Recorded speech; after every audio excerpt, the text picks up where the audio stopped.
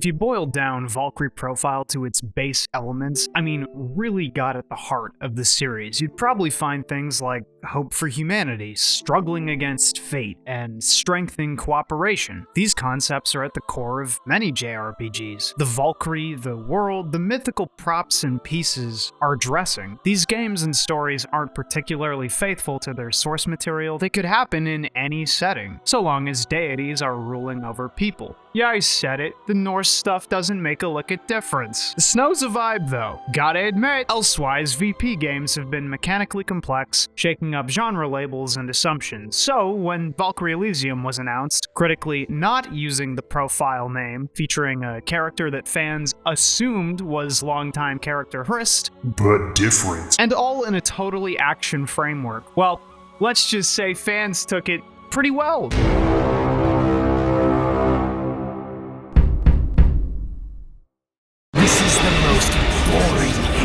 This game is garbage! Holy sh**. But it's a really interesting discussion to root around in regardless, because Elysium here is all kinds of messy. This game's out here emitting pheromones, bro. You either find it enthralling, or you're thinking it's kinda stinky, and frankly, I'm not calling either reaction invalid. It's a weird-ass game. This isn't gonna be a needlessly dramatic, "This is the greatest betrayal for Valkyrie Profile fans," or "This is the game that changed my life." It's none of those things. Well, let's start mashing square, and maybe we can cut a figure through play. Valkyrie Elysium is not a Tri-Ace game, but a project handed down from Square to relatively young developer Sane, who've done some things. It's clearly a low-budget cash-in on nostalgia, or an attempt to bring the Valkyrie Profile IP into the 21st century. That's a pretty tight rope to walk, because old fans are always going to be pissed with any shift in direction. And the reality is, Valkyrie Profile isn't a big moneymaker. Tri-Ace's major franchise, Star Ocean, historically outsold Valkyrie Profile, even the weird ones. Edge? Miracle? What do you think you're doing? And the series more or less withered away, always doing good, but never landing household name status. I'd say fans are lucky to have what they do. Those classics are still around, still great, and now there's an action VP game. I mean, I don't know if you've seen my channel before, but I'm interested. So Sane went ahead and changed up the dressing, same fundamentals, different flavor, and now it's all the same, but different. Thousand Island to Ranch. You're still a Valkyrie in service to Odin, and you're really angry about it. Yes, Odin looks like the evilest person in the whole universe, but you're gonna have to ignore that. Naturally, there are humans. You're joined on your quest to save the world from the impending apocalypse by such characters as Daddy Orlando Bloom. This person, the woke agenda, and a witch lesbiab? I know I'm taking the piss here, but you gotta give Elysium points for pissing off all the right people. Elysium leaves a lot of details out, not unlike the other games. You're a Valkyrie, a lesser deity whose sole purpose is to serve Odin. He wants you containing threats to his power, so you do. I have a lot of mixed feelings, so forgive me for this, but I'm gonna start with the realistic, rough intro experience and grow this take into something resembling admiration. Trust me on this. While I prematurely wet myself over the action game framing, Elysium doesn't do much to sell itself. I can't actually recommend this to people at full price. You'll hit the tutorial, get a grip on slashing, guarding, dodging, summoning allies in combat, solving environmental puzzles, and platforming. Then the game yanks all your stuff away and leaves you wondering when it gets fun again. You'll walk through a beautiful but barren hub zone, enter a level, and think, okay, this seriously released at full retail? Summoning allies is a huge part of the combat. Enormous part. Big part. Gigantic part of the combat, and it takes a good while to get one, let alone the full roster. The early levels are slogs because of it. You're slashing away with your clumsy avatar on schmeedy health sacks, and it just ain't all that enticing. Maybe they want to sell the experience slowly because it's an old JRPG IP, and they're not sure if fans are up and up on action game mechanics. Okay, but counterpoint, Bayonetta and DMC simply do not care. That's what easy mode's for. Maybe they want to tell a winding tale of character growth that requires meeting new characters, your summonable allies, to, really hammer home the weight of being alone. This is the likely answer, but if it's going to be an issue, why not have proxy summonable guys, like gray faceless puppets or something? You know, keep the integrity of the combat intact for the full game. If you haven't tried the thing, you might be wondering why I'm making a thing out of this, but games live and die on first impressions. Most people don't finish games or give them appropriate playtime, and if the first impression is, well, this kind of sucks, the poor reception can't come as a shock. The real thing pinning this crummy situation down is the actual heft of the combat. Attacks are weighty, incredibly so, and it's accomplished by tacking long recovery frames to any given attack, a fair amount of hit stun, and screen shake. Oh, and that really important action game thing, the C word! You can't meaningfully cancel out of attacks like other action game masterclasses. I mean, sure, you can shave some recovery time off of attacks by holding guard, but you're never truly canceling out. In fact, the only true cancels involve jump, which is not as good as it sounds, and it's necessary for the game's aerial juggles anyway, and canceling with the tether. You can pull yourself to any enemy on screen with a tap, but since it's accompanied by a lengthy animation, it's not a great cancel tool either. So the game is slow, heavy, mechanically heavy. Probably the most fitting game for the clunky label I've ever played. You will not be schmooving. You will not be hitting the gritty. This is a deliberate experience, but it's still couched in the action game lineage. It still wants you to perfect parry attacks. It wants you racking up combos, juggling enemies where possible. It's scoring you for your combat performance. Even after picking up the first two guys, combat doesn't fully round out until you've got a bunch of spells unlocked for utility, got your full roster, and plug points all the way down all three skill trees. It's definitely a fun and frantic system, but you never know at first blush. Valkyrie Elysium's bosses aren't terrible. I have nothing really to say about them though, because they're traditional action game fare. You run, you hit, and you try to dodge your best, but the problem is you have these amazingly slow recovery times and really bad cancel ability, so you can only ever commit to a couple attacks safely. They use a lot of threatened spaces that they mark on the ground. The game's fine overall, except the intent is to break them by overcharging them with too much of the element they're weak to, and then wailing. So this makes them action RPG bosses as opposed to normal action game enemies. You have to inflict a status ailment, stun, in order to truly schmoove on them. I really can't get over how terrible the weapons are in this game. The fact that the main sword is the best, whatever. I played with the long sword through a couple of Dark Souls games, fine. But handing the player a fast rapier sold in-game as the fast weapon and having its frames barely different, not in any way meaningfully different from the default weapon, is embarrassing. Add to that the slow two-hander, which is too slow to use in a game that will absolutely kill you in 2 seconds on any difficulty above hard, and you've got a recipe for never bothering with any kind of additional weapon at all. At least the dual spear is cool, but I'm saving the real combat breakdown for later. So let's talk everything else.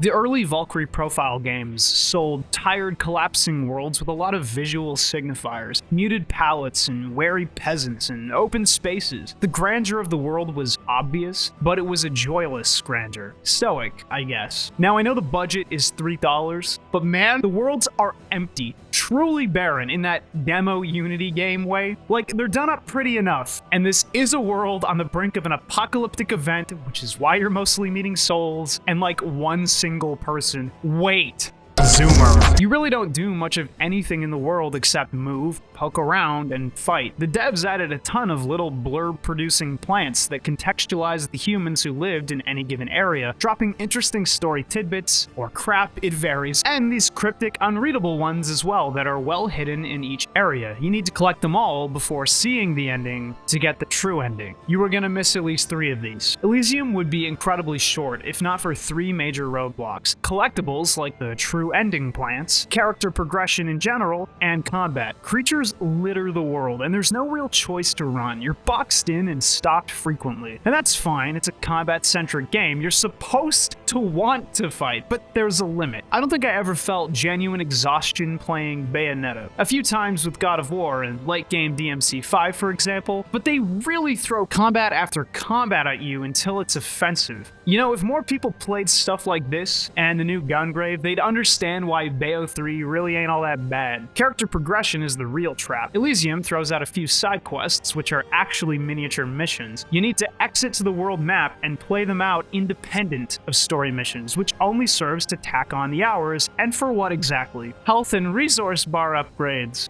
Goody. I mean, occasionally you can pull an extra weapon type from the odd quest, but there aren't many, and they're not great. The default sword is tragically the best weapon in the game. There's no need to expand your arsenal. You definitely don't need any of the bar upgrades to win on normal either. Possibly the worst issue here is the double level problem. You're often made to run through a pretty but boring level to its conclusion with endless HUD clutter, I might add. Get your grade, get your cutscene, and the next chapter is a rerun of the entire level to another objective.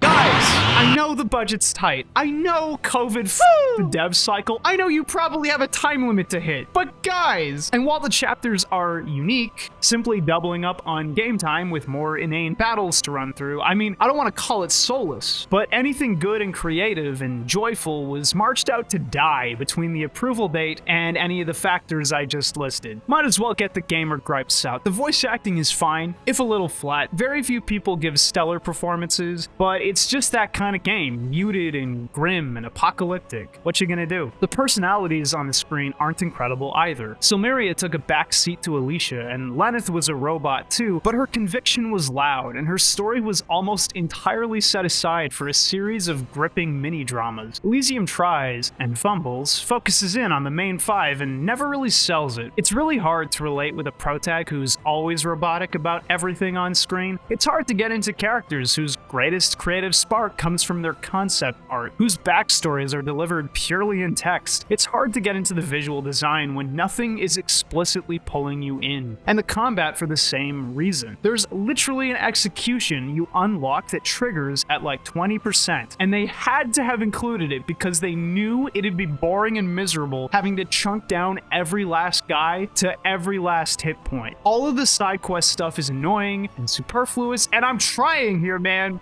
but like most of the game's elements, from empty environments to truly heavy combat to the sub-personality protagonist, narrative justifications exist. All of these make sense in context. Consideration and artistry do, in fact, inform the work. Of course combat is heavy. It's angling for an incredible struggle with medieval brutes and their patron deity at the end of the world. Of course the Valkyrie is boring and focused on missions. Serving Odin is literally all she knows. It's an incredibly slow burn for an action game, but it's possible to see the good. So, advanced combat. VP games are known for their relative complexity, nerdy number shuffling, etc. Elysium lets players tweak all kinds of things. Which weapons to use, and what gems to slot into weapons for various benefits, which skills to upgrade even if those choices level out over time on normal mode. You can unlock new moves for your Einherjar by doing character-specific side quests. On one hand, almost none of this actually matters. You can keep everything default until the end of the game and slot in the percent damage increase gem on whatever weapon, but the option to customize is important, especially in a difficulty-focused action game. You're intended to challenge new heights and gain new appreciation for the system as you go. Normal mode sucks because nothing about normal is compelling. You roll into battle and dump everything you can. Combat becomes much more about keeping up momentum than being intelligent because the only threat to your life bar is not pinning down enemies hard enough. It's a very mashy experience and draining to play, but ticking the thing up past normal introduces limitations. Suddenly, you can't plug in every single skill point and overpower your character. You have to make decisions. Do you want the upgraded execution cutoff perk or better parries? I don't know. Figure it out. Setting aside the joy of higher difficulties, though they help because of the increased threat, the real quality of Valkyrie Elysium gameplay is found near the end. When you've got all your tools, when you've got your little preferred spell setup on hotkey, combat revolves around efficiently dispatching single enemies in a swarm. Every enemy has an element, each Einherjar companion has an element, and sending them out charges your own weapon with their element. They attack on their own and do well enough. You're given the tools to obliterate basically every enemy in the game, minus a handful whose elements don't correspond with your Einherjar. So you send them out, but that's not enough. You have to make intelligent choices about what weapon to use, when to swap elements, when to cast different spells spells, whether to cast damage or cast to heal because your casting is limited to a meter that refills by dealing damage, if you should use the invincibility garnered via spellcasting to become invincible to dodge an attack. And that's all before getting to actual combat mechanics. Parrying is incredibly useful, but fairly hard to land, and you're even given upgrades that grant the slowed time post-parry state for attacking into enemy attacks, because the system is so unwieldy, I assume. You have to meaningfully make use of regular moves, combos, juggles, parries when you can fit them, if you can fit them, because remember, you can't immediately cancel what you're doing into a parry like it's Bayonetta. And you make use of the tether and other combat mobility options like the dashing attack and directional jumping heavy attack. And I hope this sounds overwhelming because in case you were wondering if Elysium is squarely in the lineage of Valkyrie profile games, I think it's pretty obvious. Hey, remember when I talked about Ryu and Dante and Bayonetta embodying their personalities in play? Ryu Hayabusa with his deliberate, precise strikes, Bayo with her raw style and overt femininity, and Dante with a truly free and creative play? How about the point in the Kingdom Hearts video about Sora's theme park ride moves being perfect for the character because they embody the youthful, fun-loving spirit the kid so obviously retains throughout the games? Play embodying character is kind of the ultimate goal of an action game. Valkyrie Elysium hands you a dutiful, single-minded lesser deity commander figure, and every single thing you do on hard mode and up is complex, requires split-second decisions, deliberate play thanks to recovery times, threat assessment, and squad management. Valkyrie Elysium's combat is a beautiful, beautiful design triumph, even if you'll never stick around to find out. I know.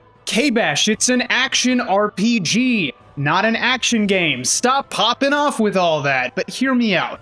This game legitimately uses a Ninja Gaiden technique, that essence charge stuff, directly in this game's combat system, integral to how it works. This game's parry might as well be Witch Time. Both of these are severely nerfed compared to how they appeared in their games of origin, but man, that is Ninja Gaiden! And more than the main game and its difficulties, there are, as always, things to do. The Seraphic Gate returns, but this time in an action game. We're going full-blown Bloody Palace, motherfucker. It's an incredible filter for old JRPG fans with terrible hands. And the Hilda's Vengeance mode is a decent time. It's just a full run of the game's levels and bosses backwards, and her gameplay is much more forgiving, high damage, and interesting overall. And look, she's got them proxy soldiers I talked about earlier on. The answer to the early game issue was there the whole time. Hilda's fun specifically for letting the player tack additional timed inputs onto attack strings, letting your combo paths branch out in new ways. It makes the game feel less stale. It grants the player an amount of control over a clumsy system that really helps clear up the pain over not having good instant guard cancel or dodge cancel options. What's with action games and leaving the better, more enjoyable, cooler character to DLC, huh? In spite of my commander combat thing, Elysium isn't really telling a new story. It's a Valkyrie profile game, literally. To the T. You follow Odin's instructions, you meet up with various troubled ghosts and recruit them as Unhiriar. And while this is all supposed to be dark and intriguing, the pervasive gloom and sullen performances, the flat atmosphere that permeates the runtime, though appropriate for the setting, it does nothing to endear the player. I don't know much about the soldier or the slave trader pretty boy or the knight, and I could read about them in-game. But why? In fact, the only thing that really made the party enjoyable came around the time the witch joined. She's surprisingly upbeat, really into the Valkyrie, and after hours of drab expressions and cold delivery, finally gets a smile out of the character. The thing felt good in that moment. It's exactly like everything else in the game. A slow burn to a mild payoff, but there's so little to go around, the emotional heft is elevated. Unfortunately, this humanizing process doesn't translate to the model. She's still, now and forever, Angie. Now we're gonna have to get into plot stuff, which really isn't like avoid at all costs levels like Xenoblade or Persona, so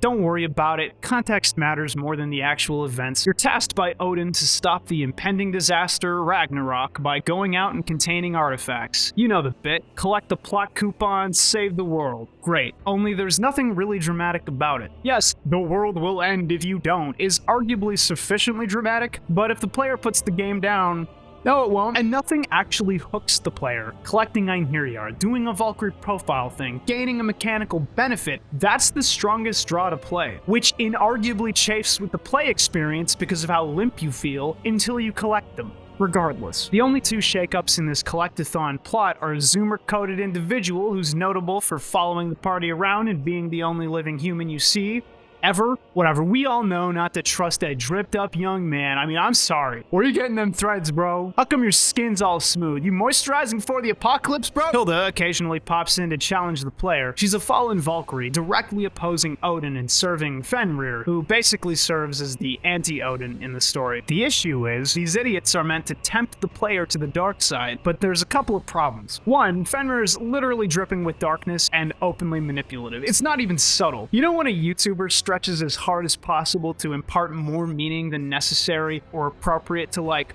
Mario in a bid to make you cry? In most Mario games, you press A to jump. If only we all could simply tap a button and ascend beyond our limitations into new horizons. That's Fenrir. And Hilda sits there laughing at the player the entire game over not understanding why Odin is bad, actually. Deluded. Me. That's rich coming from one of Odin's puppets. Do you have any idea what it is that you are saying? I see. So you still don't. Why are you stopping? I just realized that this fight is a waste of time. There is mercy enough left in me to spare another of Odin's victims. So explain it. Explain why Odin sucks. I'll save some time. She doesn't.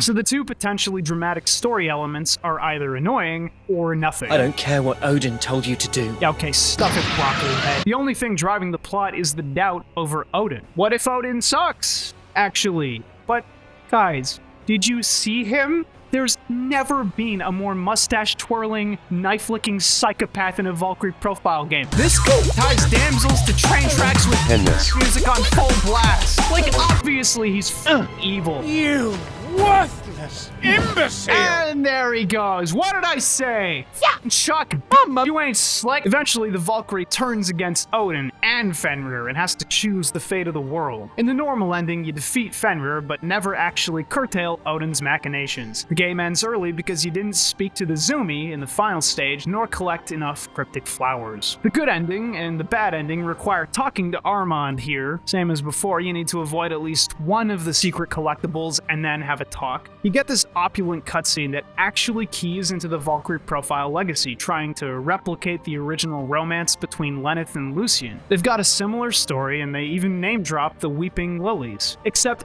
this isn't one of the greatest PS1 JRPGs ever made. No one cares about Armand, and at this point, you're just baiting nostalgia, guys. I'm begging the scenario writer to have a pulse. Like, really, you're gonna whip out the one good scene and make it optional at the end of the game?